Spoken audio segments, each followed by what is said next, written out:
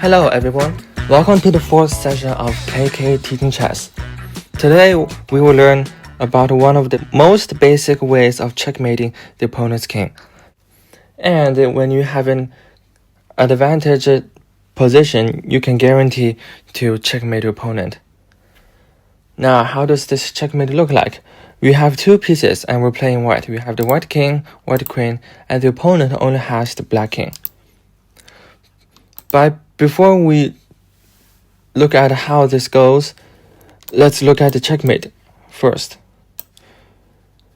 So in order to checkmate the king, we have to attack the king and control all the squares that the king can go to.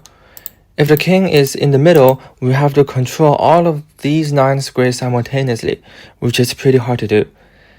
However, if the king is at the side of the board, we would only have to control these 6 squares. And the best, if the king is at the corner, we would only have to control these 4 squares to make a checkmate. So, what we should do first is force the king to one of the corners. To force the king to one of the corners, we would only need our queen to do that. We look at the queen from this position, and we'll only look at these directions that the queen can go. We can see that the queen divides the board into 4 squares, 4 spaces like this. And since the king is not very mobile, the king cannot trespass to any other area. For example, if the king is over here, the king cannot go to this square over here because the queen is controlling this side and the king cannot trespass it. So how do we force the opponent's king to the corner by only just the queen? Remember, one rule: go in the parallel direction as the opponent's king. For example, the king goes here and the queen goes here. Let's look at it. First, this is our cell. Let's just use the word cell because the king is trapped over here.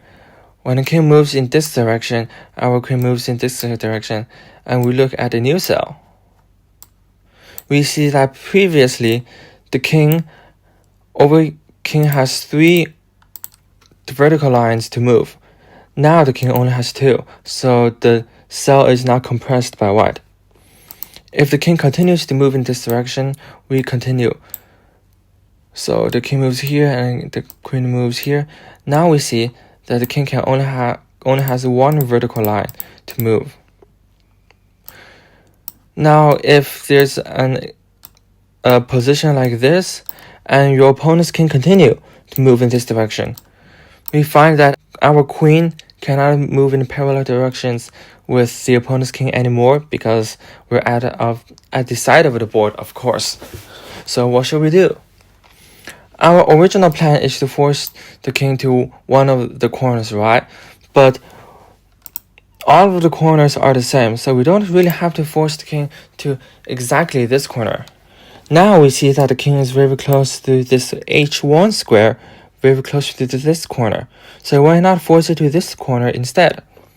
So simply we can move the queen upwards to this square and let the king trespass to a new cell. Although the king trespassed to a new cell, the cell is much smaller than the previous one, and we obtained our goal in forcing the king to one of the corners. Now let's still look at the king at this corner. We must be sure that we not force the king directly to this corner 1 square. If the previous position is like this and you play white and you move here, this is not a good move. Why? You may pause the video and think about it. Okay, this position is a stalemate. As we previously said, a stalemate has 3 rules. Let's see. The first rule, is the black king under attack? No, it's not. Second rule, it's black's move. Obviously, white just made white's move and it's now black's turn to move.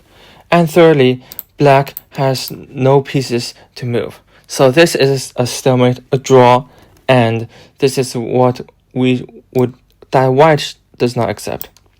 So white in this position has already succeeded its goal. We see that the king only has these two squares to move, and it is basically we forced it to the corner. Now the queen cannot checkmate the black king on her own, so we have to use the white king now. As we see that if white chooses not to move, black can only move in these two squares, and it is trapped. So for the king to help, simply we bring the king close to the black king and checkmate it. Let's see. White moves here, black king moves, white keeps on approaching, black has nothing to do but to wait. White keeps on approaching, and black does nothing. And finally, at a position like this, we can move our queen to this position. If the black king is here, it is also the same. We move the queen to this position, and it is a checkmate. We see that a white queen is attacking the black king. The black king has no squares to escape, and the black king cannot capture the white king because the white king is protecting it. So no matter which move black takes next, white can guarantee to capture black's king. So now this is a checkmate, and you have mastered all the rules of checkmating your opponent's king with your king and queen. Now let's try to do it from a random position. Let's do it together. Assume that we want to force the king to, let's say, this corner. So what should we do? We now need to find a square for the queen to make a cell somehow like this, so that the king is trapped in this cell. We can first move the queen over here. Now we see that we successfully trapped the black king in this cell, and eventually the black king will approach this corner. So if black moves here, he moved in this direction, we move in parallel directions with the black king, one square. Black king moves here, we move parallel with the black king. Black king keeps on moving here, we move parallel. Black king keeps on moving, we move in parallel. Black king goes here, our queen keeps on moving in parallel. Black is forced to move to this square. We keep on approaching it with our queen. King goes here, queen goes here. Now finally the king is forced to the corner. Now we must not make this move because, as I said before, it's a stalemate. Now the black king is trapped in these two squares, and simply we can move our king close to form a checkmate. So let's move our king up. Keep on moving up, and black is literally doing nothing. So finally we approach the black king, and we move our queen to form a checkmate. In this particular position, moving the queen to here and here also would form a checkmate. You just have to play one of the moves.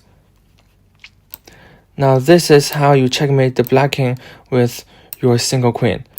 Why do I say that? After you learn this, you can guarantee to checkmate your opponent when you have an advantageous position. What if you do not have the queen? So in games when you have advantageous positions, you are usually up by pieces. For example, you have 3 more pawns than opponent. Now we know that the pawn can promote to a queen when it reaches the end of your opponent's board. Now as you have more pieces, usually you would be able to somehow to promote one of your pieces, one of your pawns, to a queen. Now what we do next is simply ignore all of our pieces and checkmate your opponent's king with our king and queen. Sometimes your opponent will have another bishop or another knight on the board. We can simply checkmate it checkmate your opponent. Nevertheless, when keeping your opponent's knight, for example, in this position on the board, or you can somehow capture the knight, then promote another queen. It doesn't really matter. Eventually, if you have an advantageous position, you will capture all of your opponent's pieces except your king, and you can checkmate your opponent with your king and queen. Okay, this is all the information for this class, and thanks you all for watching.